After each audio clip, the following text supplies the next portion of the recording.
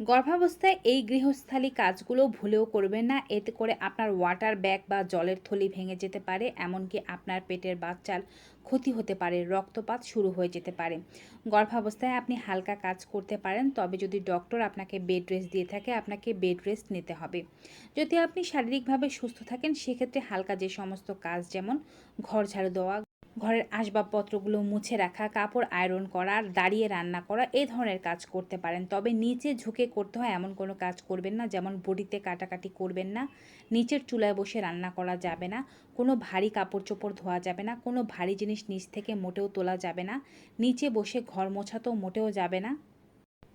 অনেক উঁচুতে যদি বাড়ি হয়ে থাকে, সেই বাড়ির সিঁড়ি বেয়ে ওঠা যাবে না। এতে করে কিন্তু পেটের ওপরে বাড়তি চাপ পড়বে। এক কথায় আপনি নিজেই বুঝতে পারবেন যে সমস্ত কাজগুলো আপনার পেটের ওপরে চাপ দিচ্ছে, সেই সমস্ত কাজগুলো গর্ভাবস্থায় আপনাকে পরিপূর্ণভাবে পরিহার করতে হবে।